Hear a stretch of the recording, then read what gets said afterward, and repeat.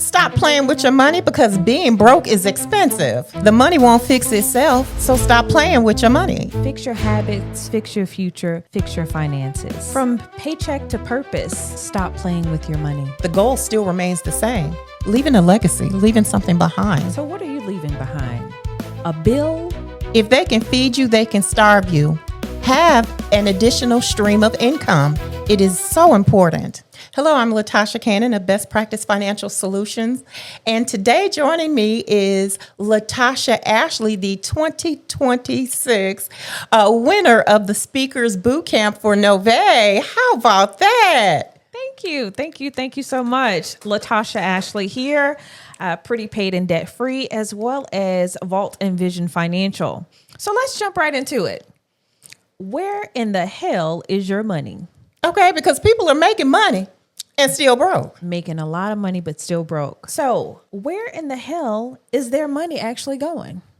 Their money is being squandered. They're not paying attention to how much they make, how much they're spending, and what their expenditures are.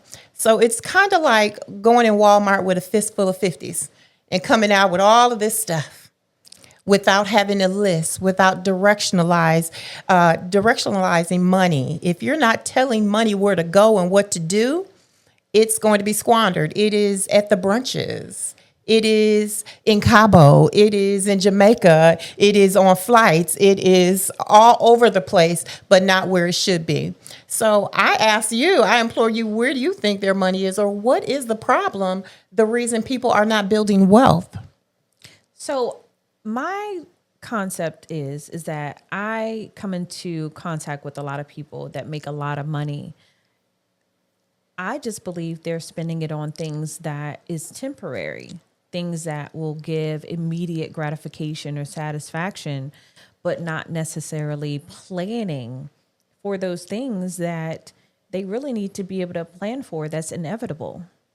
And it's a difficult conversation to have because you can employ people to make decisions that are going to be really great for their family, but it's creating that urgency to be able to say, I need to stop procrastinating and start to make a change, and the change starts with this decision.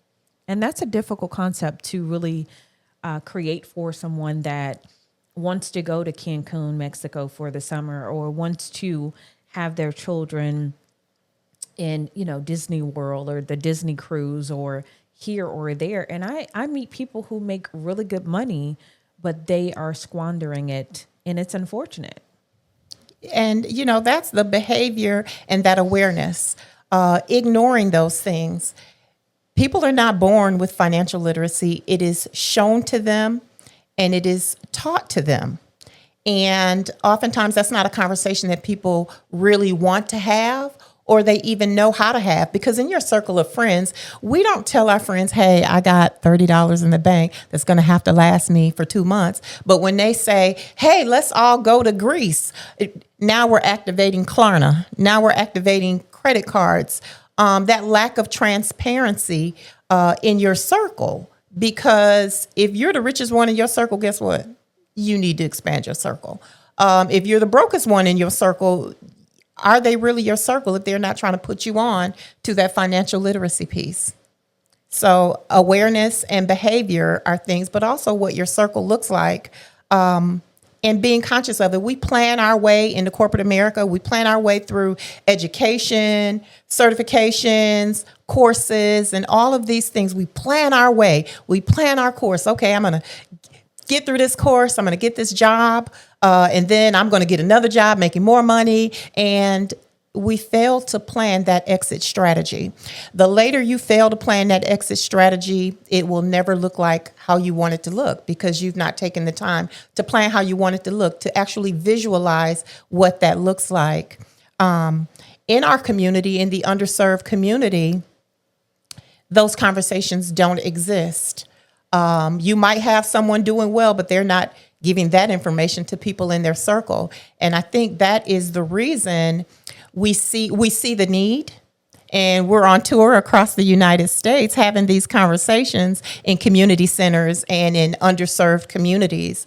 So what does that look like for you in terms of having the ease of having conversations like this, or even starting a conversation like this? So I always lead with education. Education is how I start the conversation, because a lot of people run away from, hey, I have this webinar that I'm doing every Tuesday and Saturday on financial literacy. I know that you have everything that you need, set up financially, and I know that you have it all together. However, I don't know if everyone around you has it together. And I want you to be a part of understanding what I do, so that you can be able to refer people to me and understand the conversations that I'm providing and what I'm actually educating people on. And a lot of times people are like, oh, I'll come to your webinar, or I'll come to your event. Or they say, oh, I'm busy doing this, that, and the other, but they'll say, I'll try to make it. Well, I don't try to brush my teeth in the morning. I get up and I brush my teeth.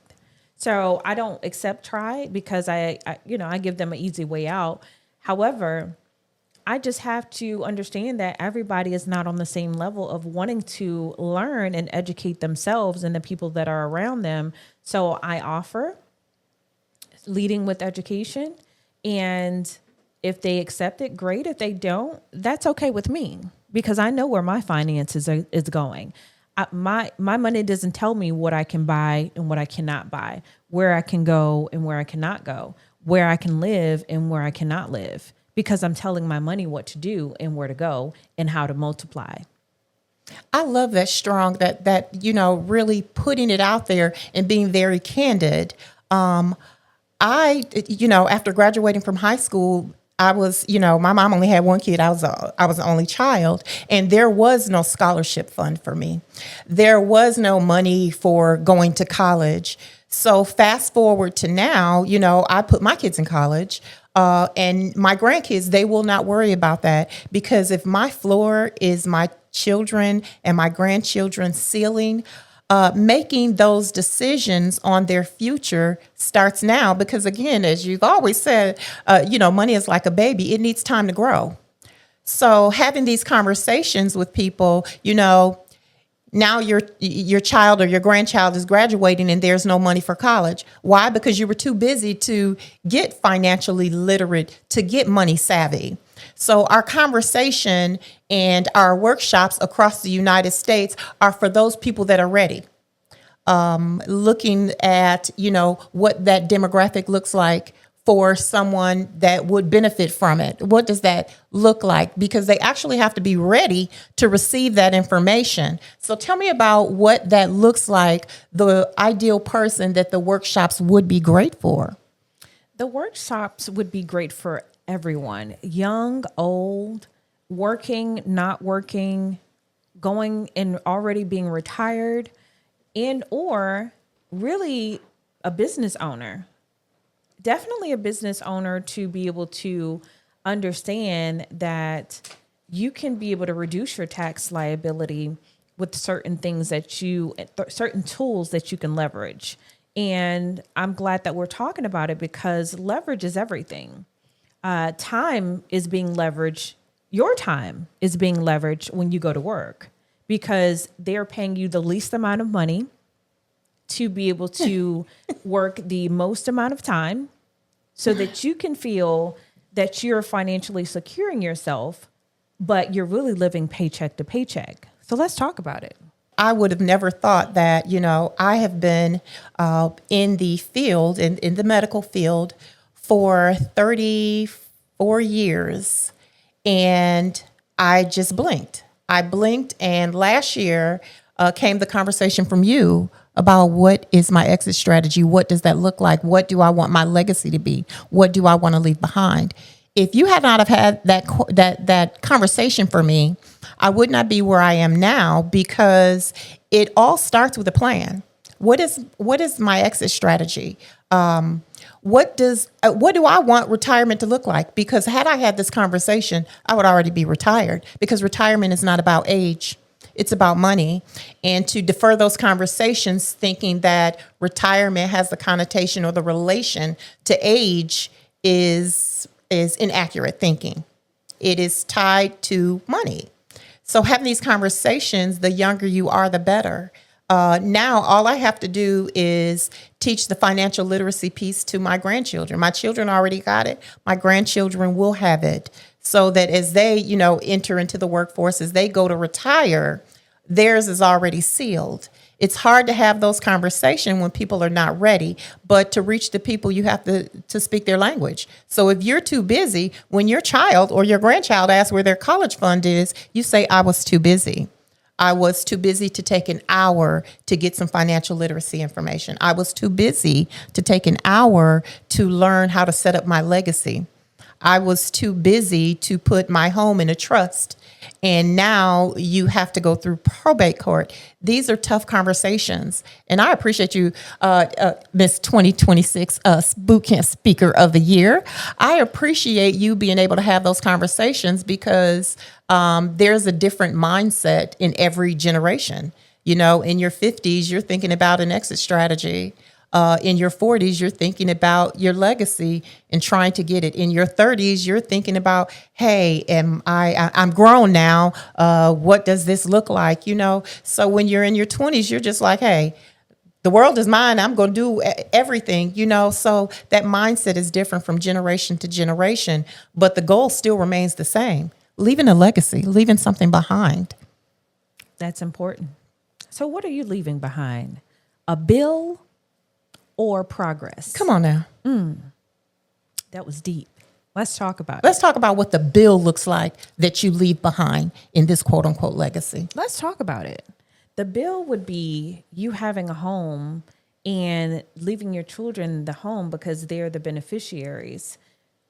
However, you don't have a will, neither do you have a trust set up. So now your children are struggling to get up probate attorney lawyer fees, being able to keep your home in the family. And unfortunately, they don't have the money, or you did not have any type of leverage, i.e. life insurance, living term with living benefits, mortgage protection. You don't have anything leveraged for them to be able to actually go to probate court with an attorney to be able to pay those fees. So now they're losing assets that you worked so hard for. Are you willing to lose those assets because you did not have the time to be able to set them up as far as in a will or a trust? And I know that's something that you speak highly about, because you have been able to set that up for your own family. What does that look like? Absolutely. The thing about that is there was a conversation, and there were a couple of things that came from you that just made me just brought it around full circle. Am I leaving a bill? Because without a trust, and they may say, well, trusts are $1,800 or this or that. Having access to be able to provide the service of a trust for about $480 is a thing in the financial services space. It is a thing in the fintech space. That's where it resides at. I never wanted to, because oftentimes, we buy life insurance. Hey, I just need, $100,000, a couple $100,000. Well, if my debts are $350,000 and my life insurance policy is less than that, I'm leaving a bill. What am I leaving? Why would I work so hard to own all these houses to end up my family losing them? Because each one will have to go to probate court when I don't have it in a trust. So because I didn't pay $480 to get a trust, now my family has to pay all of this money. Probate court is not free. It's not free. And oftentimes to me, it's the government's last push to put their hands monetarily wise on your assets. I didn't work my life, I didn't work 30 years to have assets to be taken away from my family. That's what it looks like to me. It looks like me leveraging the trust and leveraging life insurance to pay off all my bills. It doesn't make sense to leave a house and there's a mortgage note on it and there's not enough in the life insurance to pay off the mortgage note. And that's unfortunate because a lot of people, and I'm not going to say a lot, I'm going to say that some people are just like, oh, well, they can just sell my home in order for them to pay off my debt. Can't happen. Absolutely not. Cannot happen.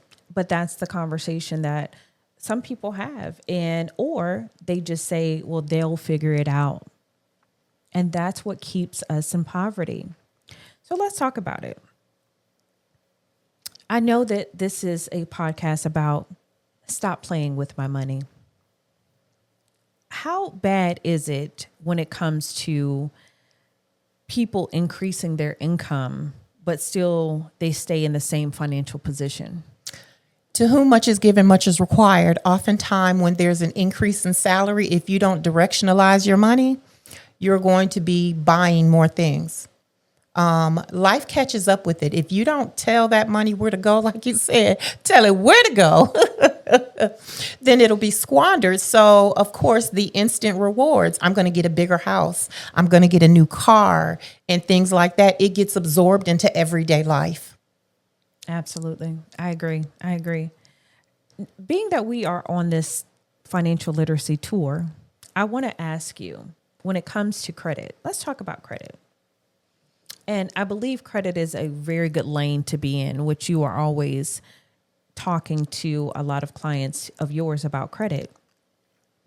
How is bad credit quietly costing people money in every single month? It comes in the form, you would think, well, if they don't have enough money to pay their credit cards, why are they paying more interest? Credit is simply paying someone to use their money.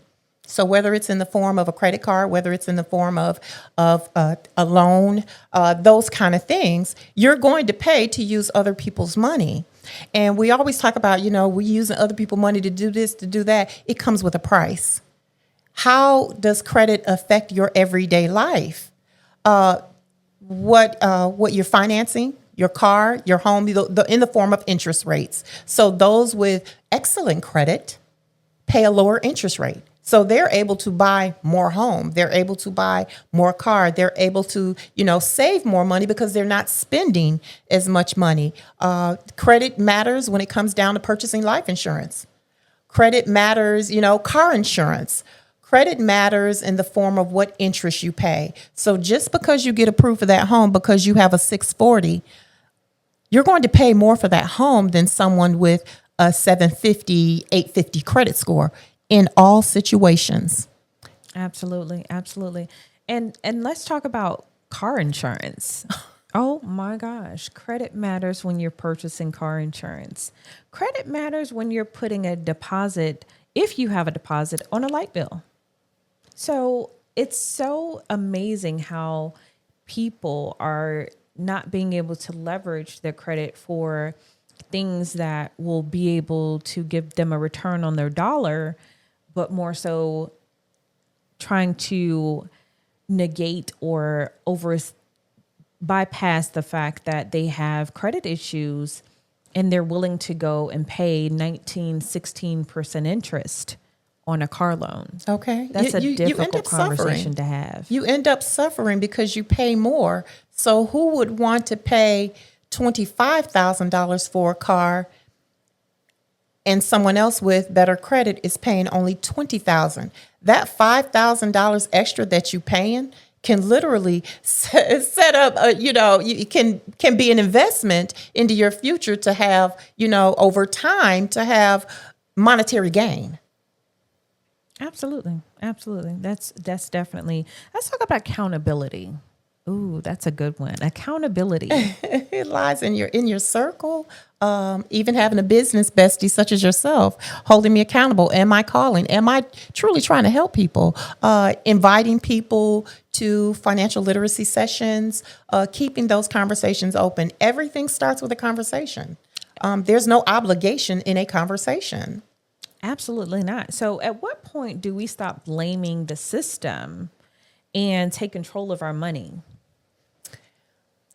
When we're ready to reap the rewards of the decisions that we make on a day-to-day basis, on a long-term basis. Having that information, that financial literacy piece could be in the form of, I get a tax refund, which is kind of foreign to me, but I get a tax refund every year. What am I going to do with it? I can roll that into an annuity and get the rewards for it.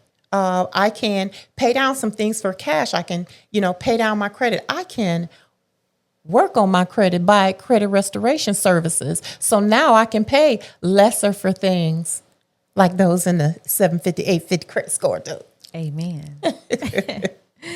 I love that. I love that. So looking at all of the aspect of things, really understanding the conversations of financial literacy, knowing what that looks like, managing your time schedule, being able to really add value to your circle of influence, and also being accountable for the decisions that we're making today. What is it when it comes to being financially disciplined look like day to day? It requires, it's not a freestyle. It is not a freestyle. It comes in the form of when you get paid, we're distributing where your money goes to, directionalizing your money. It's a day-to-day. Anytime you get money and think of what you're going to spend it on, some of that money needs to be invested in your future in the form of retirement. Because again, retirement is not about age, it's about money. So if you're not investing currently what you have, and it could be something as little as $100 a month. Someone paying $100 a month in their 20s literally could retire tax-free. Starting out early, really directionalizing that money. If you don't tell money where to go, it's squandered. And then you wonder why, you have one job and now you've been let go from that job. Because that's the thing. That is definitely a thing in 2026 with the transition of AI. You've put all your eggs in one basket. You no longer have that job, and now things are about to crash down really, really quickly. If they can feed you, they can starve you. So it is best to have that side source of income. So Latasha, Ashley, you have Vision and Vote Financial powered by, Nove and GFI. What does that look like in terms of the services that you offer in relation to the workshops that you're on tour with? So when it comes to financial literacy, I'm always helping people understand how you can be able to protect your income, grow your income, and be able to have a tax-free retirement. So that looks like me really financially helping people, meeting people where they are first, and then helping people grow to understand the information that's out there. I provide homework. Yes, I provide homework. It's a thing. It's a thing. I provide workshops, and I also provide and help people understand the income, the debts, and how to leverage life insurance to be a mortgage investor, be able to pay off multiple properties, be able to pay off vehicles, be able to pay off student loans, how they can actually leverage life insurance to be their own family bank. If their children want to go to college, and let's say the first year they are like, oh, I want to go to college. And then they're like, after the first year, no, I don't want to go to college. I want to be able to have a certification in computers, and understanding how that money can still be used to finance whatever dream your children have, how to create $1 million babies, right? At every age, whether they are 5 years old or whether they are 21, they can be able to leverage life insurance to be able to fund their first car, to fund their first home, to be able to fund their business, to be able to create children that are $1 million babies when they are younger. And so it's not expensive, and I have to help people understand financially what that looks like by helping them understand their finances. So I guide them through where to find the money that they're already spending they're already spending it at the grocery store, not by being able to budget properly at Starbucks, because we know that's $8. Yeah, we're in Atlanta, and what happens on Sunday? At the brunch,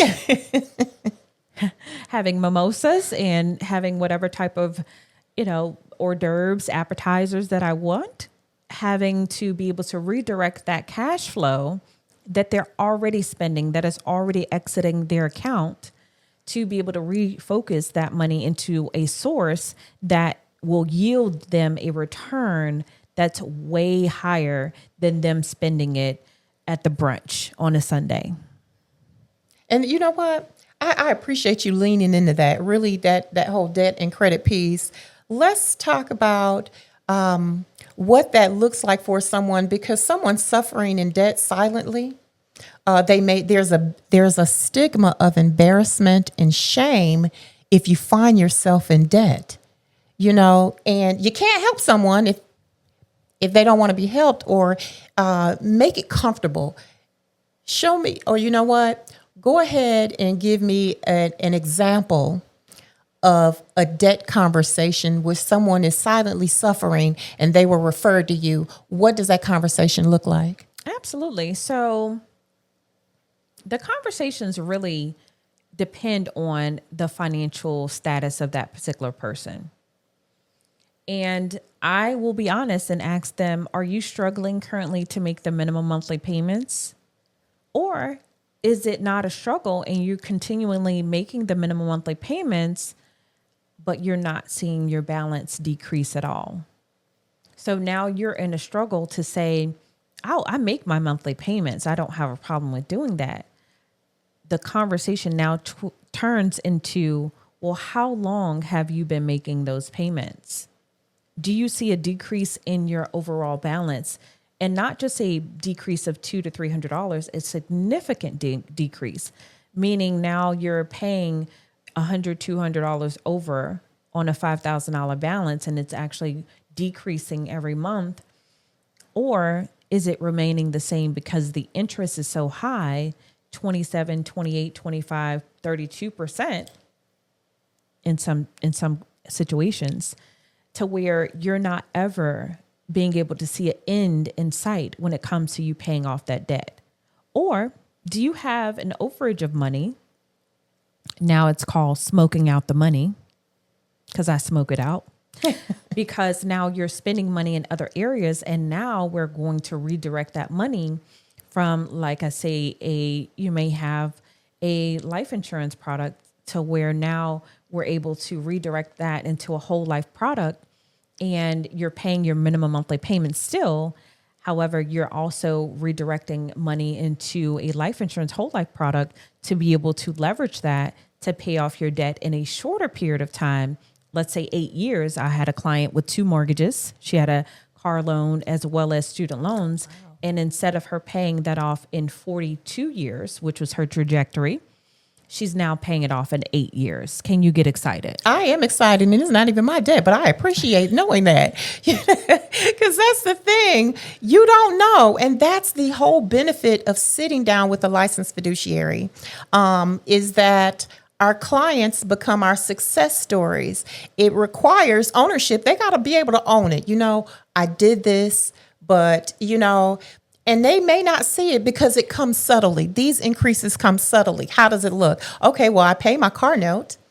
I pay my mortgage note. I pay my utilities. But fast forward into 2026, it costs more for utilities. Food costs more. Gas costs more. So all of those other things that are outside of the debt that you signed up for, in the form of car insurance, in the form of your mortgage, those things go up. Even your property taxes go up. And when your property taxes are escrowed by your mortgage company, your mortgage payment will go up to make a way for that shortfall. So it's those subtle things that you've not signed up for that increase, that literally can put you right on in a debt. So just kind of having ownership and accountability of it. Now let's talk about some of the services to be able to help. So you did mention the credit restoration piece. You mentioned the debt help. that business funding, you did kind of mention, that business funding, because does it really help if your business is going to go out of business within 5 years, mainly to the lack of access to capital because you haven't established business credit or your personal credit is tanked? We didn't talk about that. We did not. We did not talk about credit and being able to build and fund your business. That is correct. And it's also called leveraging other people's money, right? Being able to get business funding for you to be able to expand your business, hire some additional people to be able to help support the foundation of that business. And a lot of people are uninformed of how to manage the business funding. So they are afraid of getting any type of funding. So now they are suffering in silence. And now they are unfortunately having to close their business within the first 5 years because no one is being able to help them understand where to place the business funding or even how they can get approved for business funding, which is a difficult conversation to have when someone is not informed with that financial literacy. And that's what we teach all around the world with this tour that we're on, because a lot of people are getting information and they are so afraid to be able to get any information. They get no information. Right. It can be information overload from many different sources. Some are saying, hey, get an MLM, get a side business. Hey, do this. Hey, do that. It can be information overload. But if you don't dim the distractions, your future looks exactly like your present. And that is a difficult conversation to have. So we want to implore you to be able to follow Latasha Cannon. Best Practice Financial Solutions. Absolutely. And also follow myself, Latasha Ashley, at Pretty Paid and Debt Free.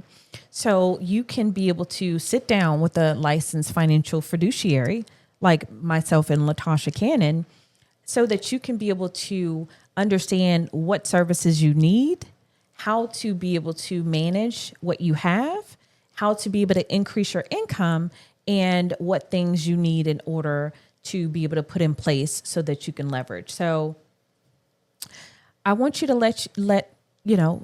I want to let you know that you do not have to play with things. So I want to go ahead and close things out today with that information so that you can be able to have the sources needed and the tools accessible for you to stop playing with your money. Absolutely. Stop playing with your money because being broke is expensive. Now, why should they stop playing with their money? Because understanding financial literacy is going to help you having to get more income and to stop playing with your money. Absolutely.